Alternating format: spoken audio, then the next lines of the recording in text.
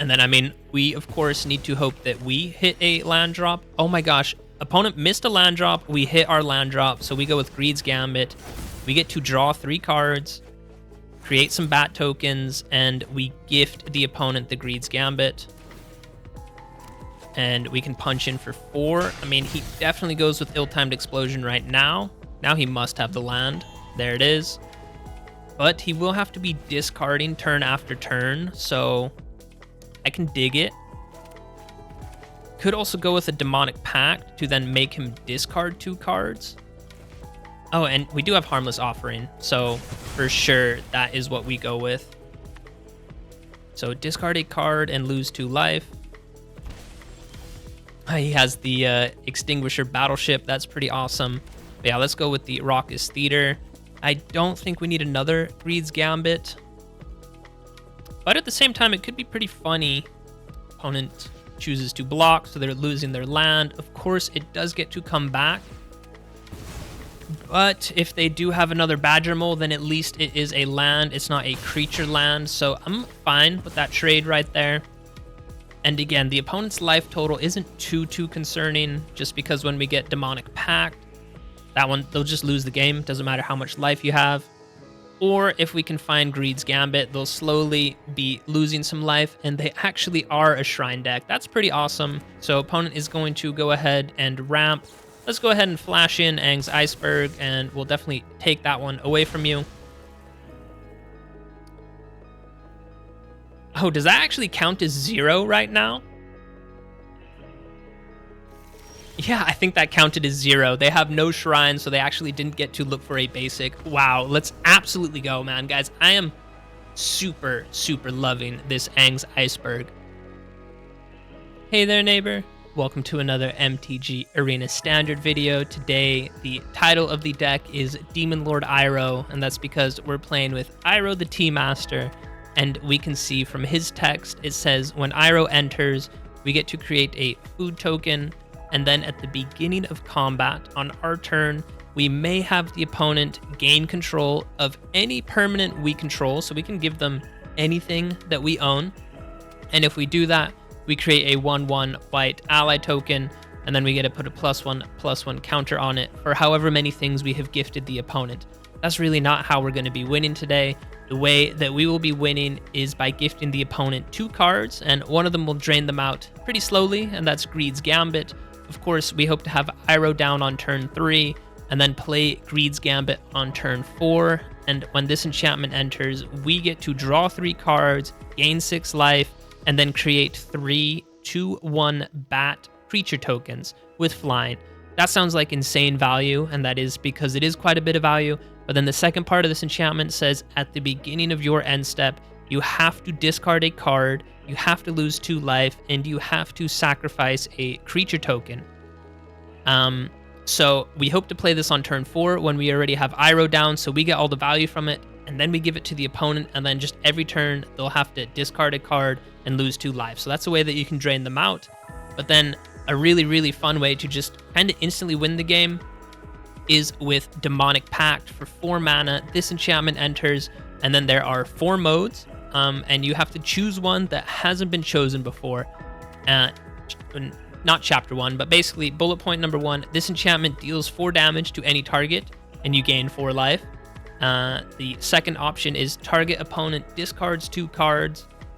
Third option is you get to draw 2 cards, and then the final option, it just says you lose the game. So of course we hope to get this one down, go through chapter or option 1, 2, and 3, and then before we go on to the final chapter, we would like to, of course, give it to our opponent so that the only option they're stuck with choosing, and they have to choose this, is to lose the game. So that's how we'll be doing it today. It's a pretty common combo, or common.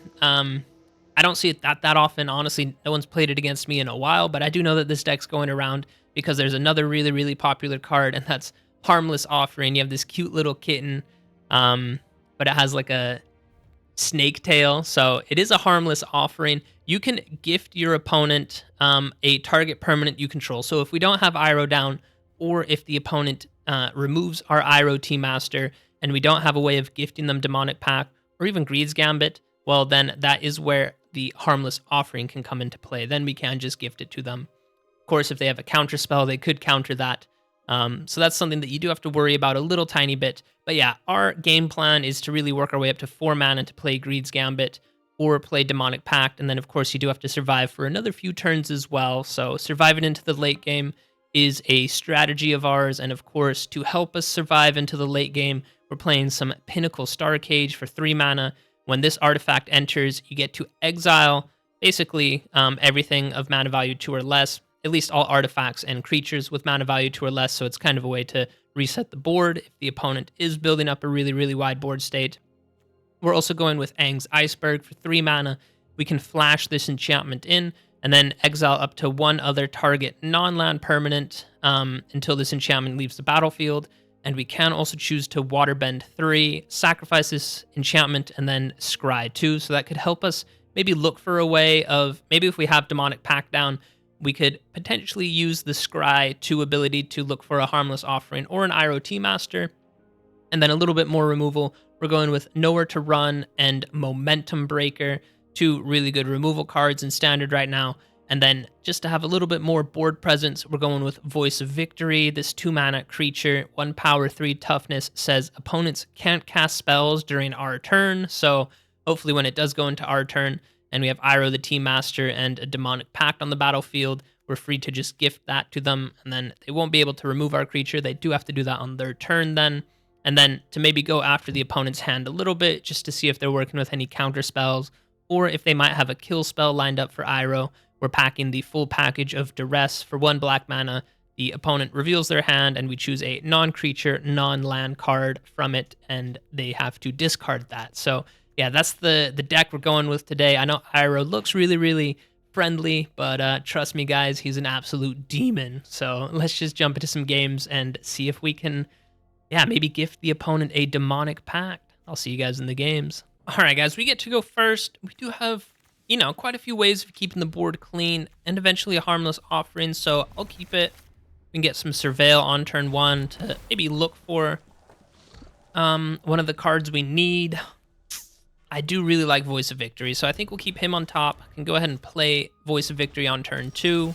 Opponent drops down a mountain, but then no creature to follow it up with, so I think we're pretty safe to get Voice of Victory down. 1 mana, deal 3 damage in mono red. I don't think that exists, at least directly to a creature, and we see that the opponent is actually playing some Gruul action. And they go with the FOMO, so could be some graveyard shenanigans. It is the Wildfire Wickerfolk. Honestly, another Harmless Offering isn't really what we're looking for.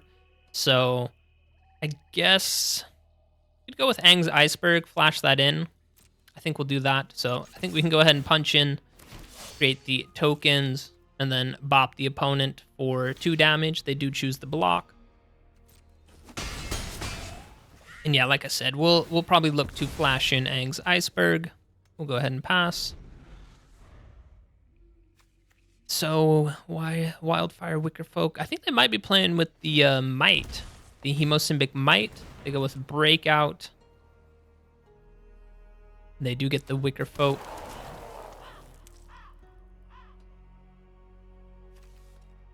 These do all have mana value 2 or less, so maybe a Pinnacle Starcage could also be quite nice.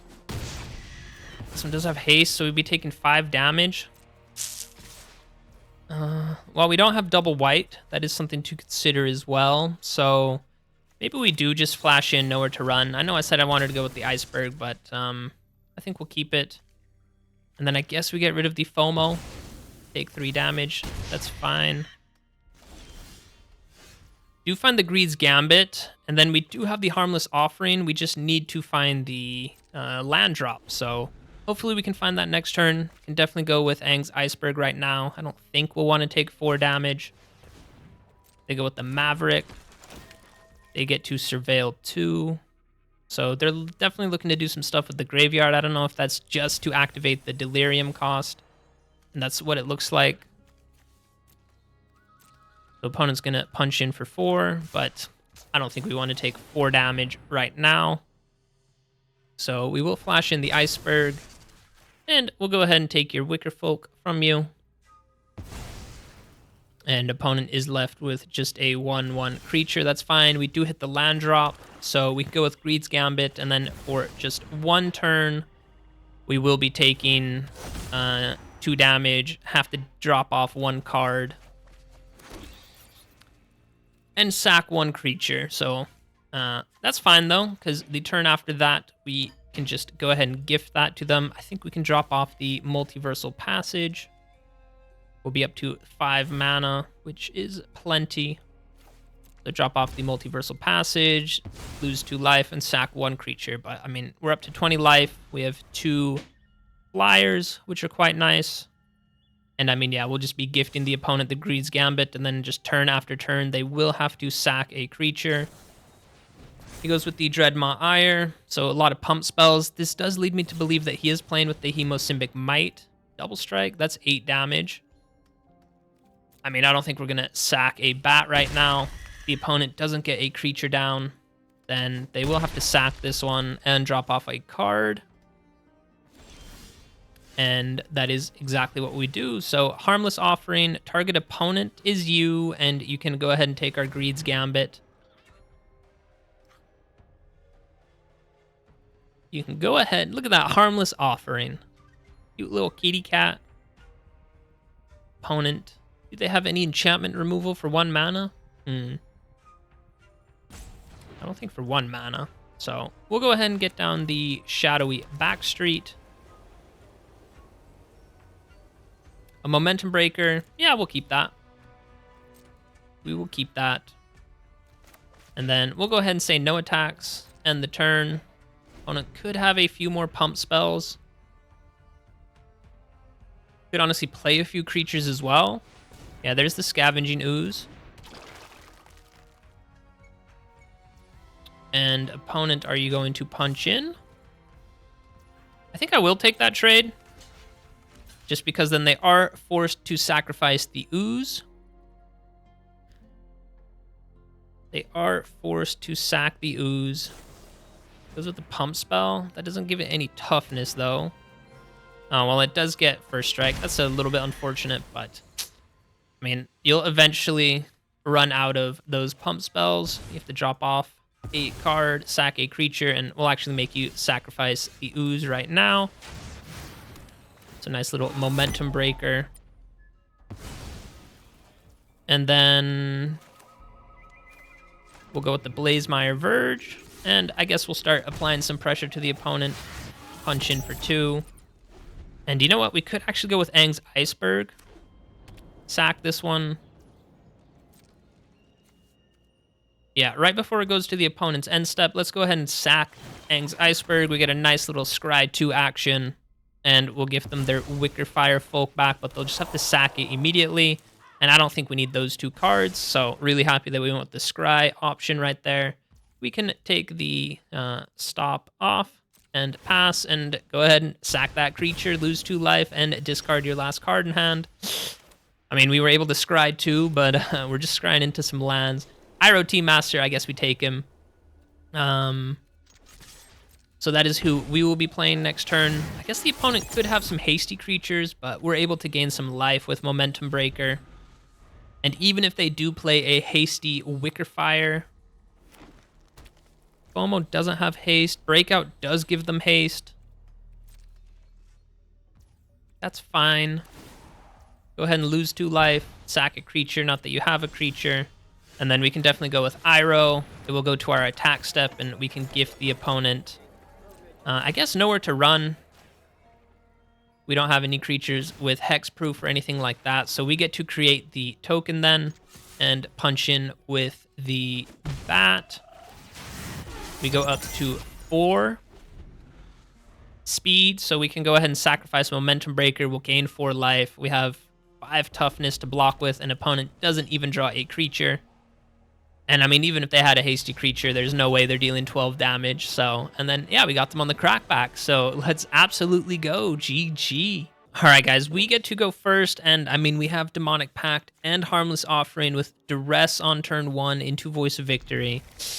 I can dig it. All we need to do is hit our land drops. Opponent is kind of giving us mono red vibes. So, I mean, shocking in a few of these lands isn't something that you are happy doing, but I mean, yeah, when you play a 3-color deck, it is what you have to do. And artifact or land, these are enchantments, so that one does kind of suck. He's looking to double those triggers up. We'll definitely take this one, because that can take away our Demonic Pact. There's Iroh T-Master as well, which is amazing. We'll go with Voice of Victory, just so the opponent can't do anything on our turn. Oh, and I mean, yeah, we miss our land drops. That is, of course, the risk, keeping a 2-lander. Oh, especially if the opponent can work his way up to Territory Forge, because then he'll take our lands from us. One more land, and he will have Ill-Timed Explosion, but he just goes with his own Pinnacle Starcage. Do find the land drop, which is really nice. So, I mean, we could go with Iroh, but then he just goes with Ill-Timed Explosion. I think we risk it, though. Let's get down Iroh. Maybe he chooses to do something else. Maybe he doesn't have the land drop. That is also a possibility. But I mean, 3 unknown cards in hand. Pretty good chance that one of them's a land. And then, I mean, we, of course, need to hope that we hit a land drop. Oh my gosh. Opponent missed a land drop. We hit our land drop. So we go with Greed's Gambit. We get to draw 3 cards, create some bat tokens, and we gift the opponent the Greed's Gambit. And we can punch in for 4. I mean, he definitely goes with Ill-Timed Explosion right now. Now he must have the land. There it is. But he will have to be discarding turn after turn, so I can dig it. Could also go with a Demonic Pact to then make him discard 2 cards. Oh, and we do have Harmless Offering, so for sure that is what we go with. So discard a card and lose 2 life. He has the Extinguisher Battleship. That's pretty awesome. But yeah, let's go with the Raucous Theater. I don't think we need another Greed's Gambit. But at the same time, it could be pretty funny. Nah, Nah, you know what? I will keep it. But we will get down Demonic Pact right now.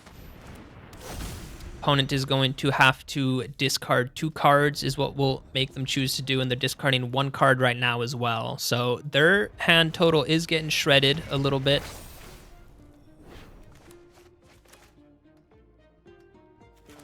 Or 1 more land. I think we'll be able to take all cards out of their hand. Yeah, we'll be able to take all cards out of their hand right now. So they drop that one off. Opponent, how about you go ahead and discard 2 cards? Oh, I think we chose to draw 2 cards. That's definitely not what I meant to do. Well, then let's get this one down. Pinnacle Starcage does nothing. Look at the top 3. Put 1 of them in your hand. You know what? Let's get down a Voice of Victory just so the opponent can't do anything on our turn. And let's just go with a Momentum Breaker right now. We will make you discard 1 card. Probably not the hardest choice, but yeah, you go with the Territory Forge. Opponent does get a little bit of card selection. Could definitely be packing Nowhere to Run. I guess he's going to bounce that one. But you do lose 6 life, and you have to sack a creature. So I don't think that was the play, my friend, because we can just deal 4 damage to your life total and punch in with Voice of Victory. But that's really not how we want to win. Make you discard 2 cards. I think we would just give that to the opponent right now because he is empty-handed. Well, he could have the Pixie. Let's think about it for 1 second. Opponent is empty-handed. When you cast your next non-creature spell, what do we do? Duress is useless. Land. We could definitely go with Greed's Gambit and gift that to the opponent, but then he would lose 2 life. I really want to win with Demonic Pact. So the only thing I'm debating about right now is, do we just go with Harmless Offering right now while the opponent is empty-handed? There is, of course,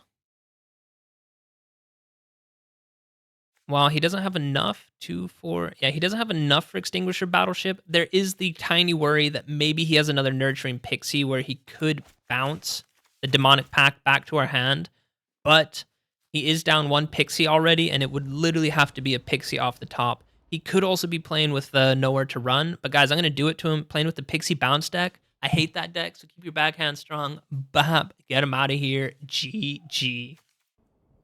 All right, guys, we get to go first. I can dig it. We got Greed's Gambit, a little bit of removal. So let's hope we can find either our Harmless Offering. Of course, we want to try and find Iroh, the Demon Lord.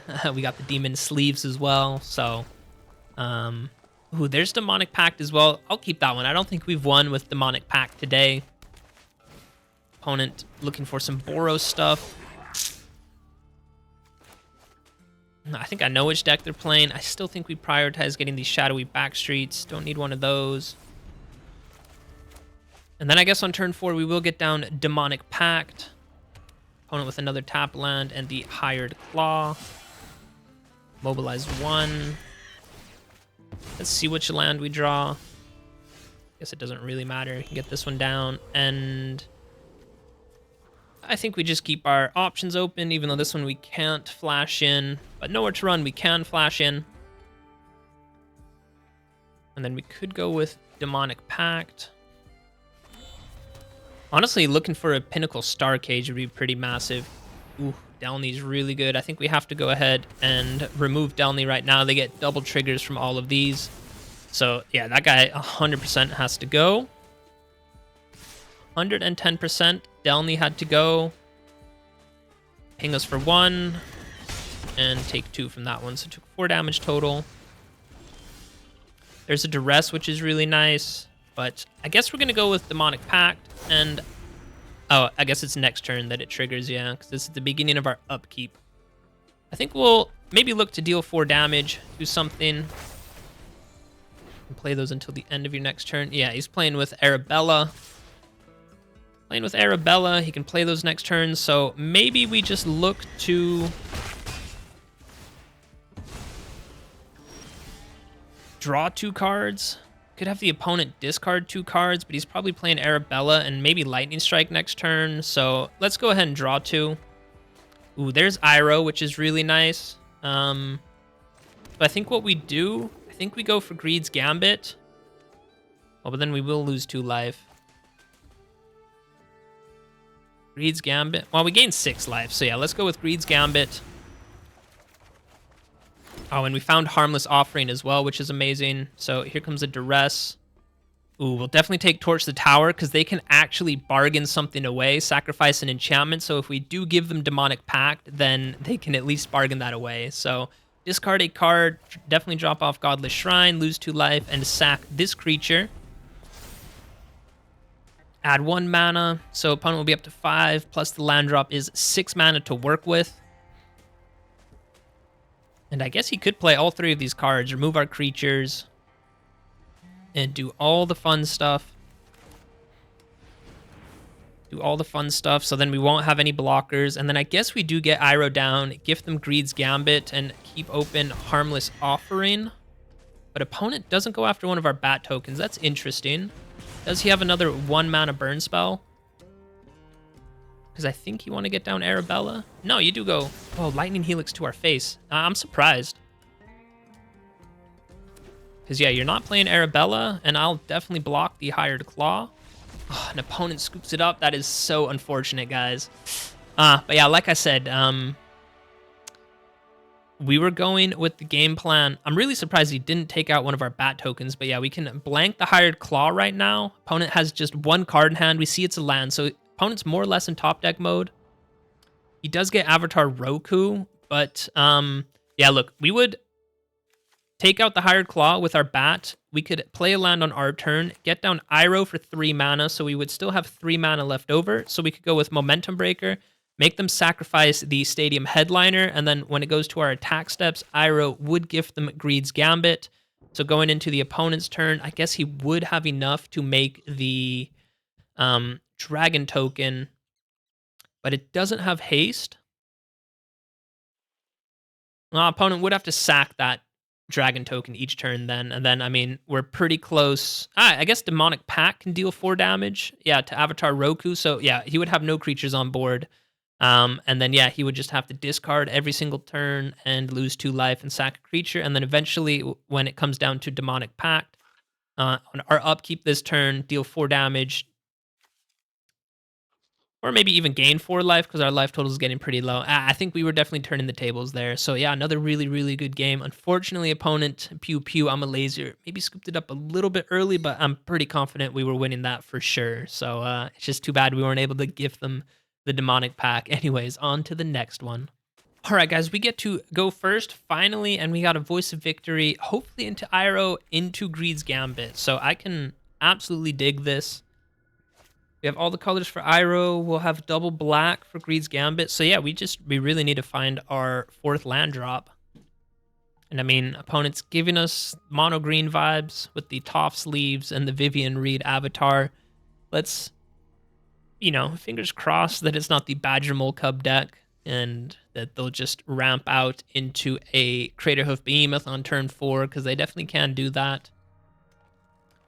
And I guess first thing we need to hope for is that the opponent's here right when I ask for it is when they show up. So we have a game on our hands.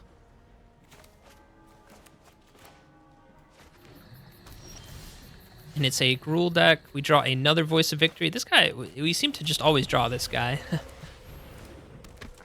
All right, well, opponent can't do anything on our turn anymore, which I absolutely love. And yeah, like I said, we just need to hit our 4th land drop.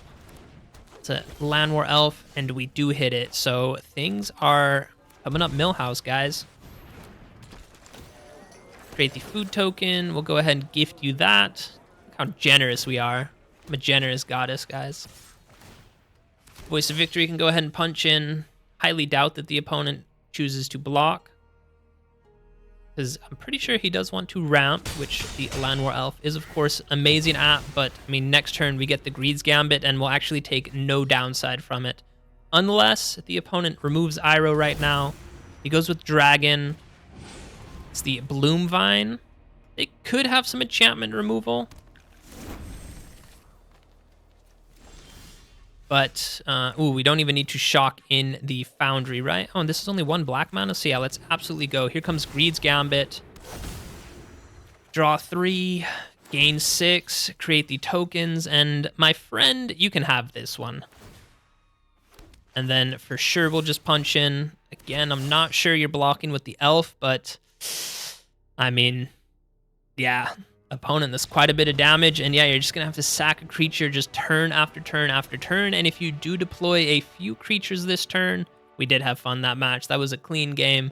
We at least have Momentum Breaker to make you sack potentially one of your creatures. So yeah, let's see. This is 2, 4, it's 5 damage right now. I don't know if the opponent would block. Let's say he does block Iroh. That's 2, 4. That's still 5 damage, yeah, so he's down to 12. And then he at least wouldn't have a Land War Elf to sack. He's losing 2 life from the Greed's Gambit, and he would also have to drop off a card as well. So really clean game right there. And there you guys can see how nice it is.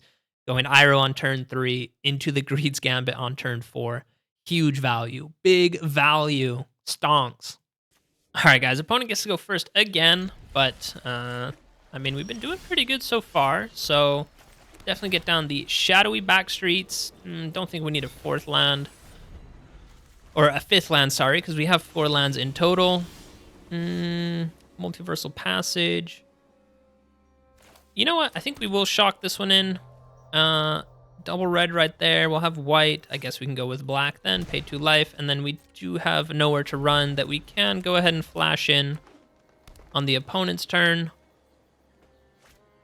Ooh, the Badger Mole Cub. That is a really good one to go ahead and take out. With nowhere to run, you know they're packing a bunch of Craterhoof Behemoths and maybe an Ugin, so they want to ramp, and they want to ramp quite a bit. Could make them sack that creature, but I don't think we have to do that yet. I think we'll go with Iroh. And then we can go ahead and gift you, I guess we'll gift you the food token. Next turn we could gift them nowhere to run. And we could keep open 3 mana to go with Aang's Iceberg, Aang's Journey, probably to look for a land. I think he probably missed a land drop. I can't imagine this guy's playing the Shrine deck. And indeed, there we see it. It is a land, so opponent does have 2 mana to work with. And yeah, we know he's not attacking. 2 mana for this one, and then we'll only have 2 mana left over. So we can get down Sacred Foundry, and then I think we might look to flash in Aang's Iceberg next turn, take away anything that they want to play. We'll go ahead and give them nowhere to run. We get to create another token, and we can go ahead and punch in. Opponent chooses to block, so they're losing their land. Of course, it does get to come back. But if they do have another Badger Mole, then at least it is a land. It's not a creature land, so I'm fine with that trade right there. And again, the opponent's life total isn't too concerning, just because when we get Demonic Pact, that one, they'll just lose the game. Doesn't matter how much life you have. Or if we can find Greed's Gambit, they'll slowly be losing some life, and they actually are a Shrine deck. That's pretty awesome. So opponent is going to go ahead and ramp. Let's go ahead and flash in Aang's Iceberg, and we'll definitely take that one away from you. Oh, does that actually count as 0 right now? Yeah, I think that counted as 0. They have no shrine, so they actually didn't get to look for a basic. Wow, let's absolutely go, man. Guys, I am super loving this Aang's Iceberg. I know it can be kind of risky to gift it to the opponent, because then they can just sacrifice it, and then they would get to scry 2, and they would get their thing underneath it back. But I think we saw in, I think it was the first game we played, where we took the Wicker Folk. Yeah, it was the Gruul deck. We took the Wicker Folk from the opponent, and we had Greed's Gambit down. We gifted that to the opponent, and we waited for the opponent's end step.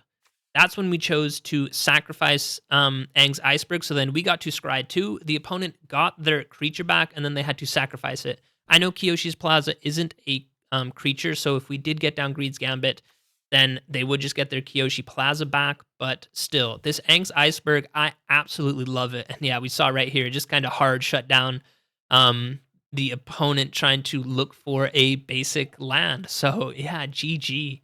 All right, guys, opponent gets to go first, but I think we can keep this. Got Voice of Victory or a Nowhere to Run. I mean, got a third Voice of Victory, so I don't think we need any more deck.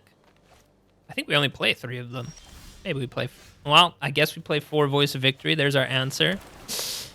Ooh, that is a big yikes moment. Maybe this one gets countered, though. And then we at least have a few more as backup. There it is. Dispelling Exhale. So opponent's playing with some Dragoons. And it looks like they want to be doing a lot of stuff on our turn. So let's go with another Voice of Victory. That one does land. We can get the passage down. We'll need some red eventually.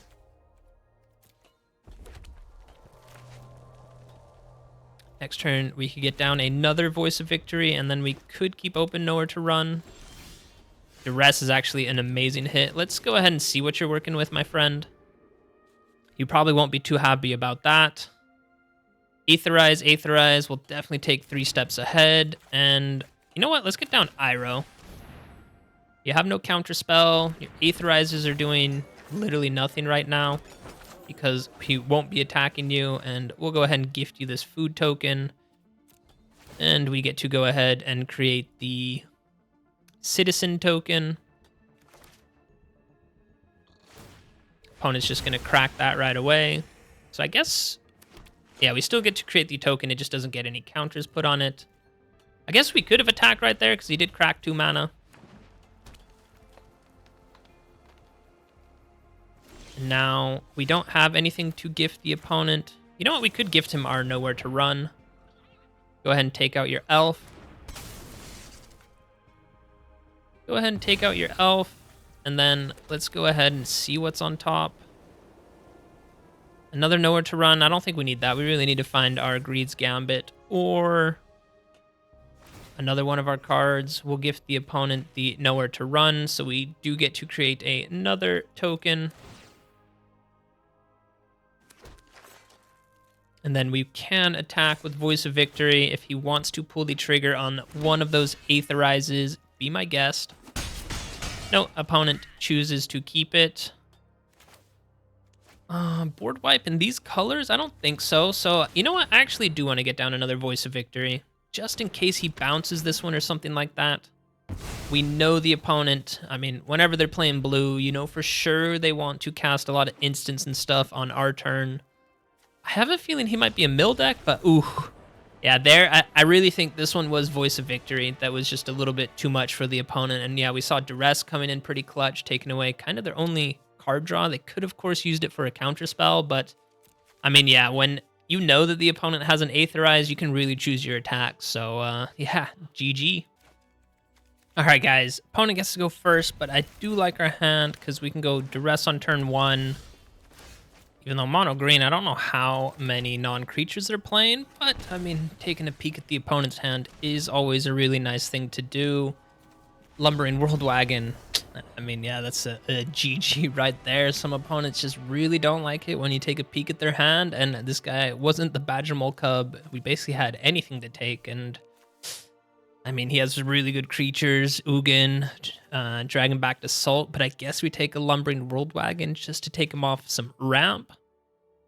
So, yeah, GG. Hey there, neighbor, and welcome to another MTG Arena Standard video. Today, we looked at Iroh, the Demon Lord. I know he's called Iroh, the Tea Master, but he was able to pull off some pretty demonic dealings for us. Most of the time, I think we gifted the opponent's Greed's Gambit, but I mean, this is just such a brutal card to have, where every turn you have to sack a creature, discard a card, and lose 2 life. And let's be honest, usually by turn 4, even if we get to go first, we play it on turn 4, it's the opponent's turn 3, they will have played, you know, a few lands from their hand, maybe a creature or 2, maybe a draw, maybe an enchantment. So it's not like they're sitting on 7 cards in hand. They will usually be at, you know, 3, 4, 5 cards, and then just having to discard turn after turn is pretty brutal.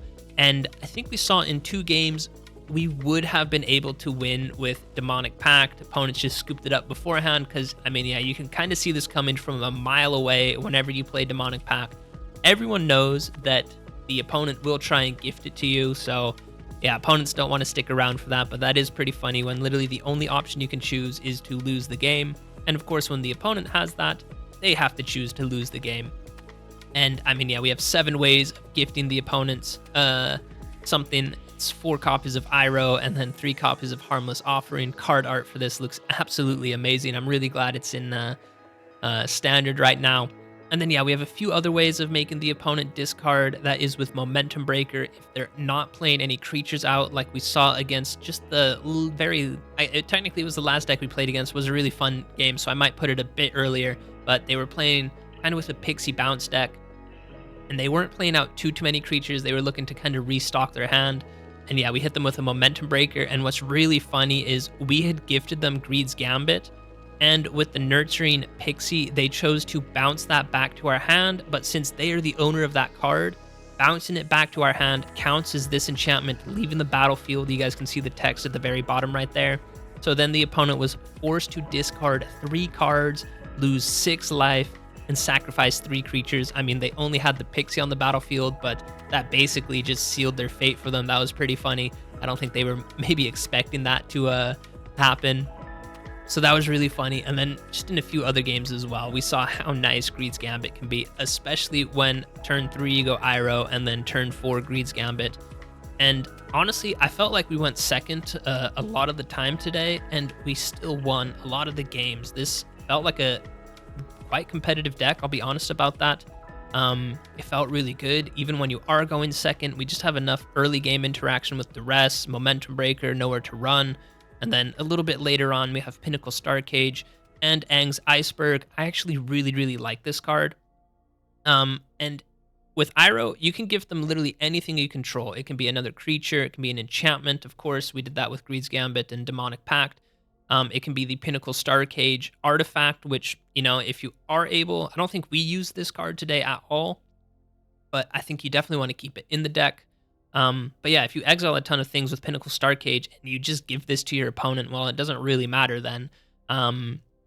So that's a nice one. But with Aang's Iceberg, you might think it's bottom text right there of if you know, exile something with it and then you gift it to your opponent with Iroh, you might think that that's maybe not the best thing because then they can waterbend, sacrifice this enchantment, they would get to scry 2 and they would get their creature back. But I think we saw in one of the games, we had gifted them Greed's Gambit, and earlier on in the game, I think we stole the Wickerfire folk from them. It was a Gruul deck, I'm pretty sure.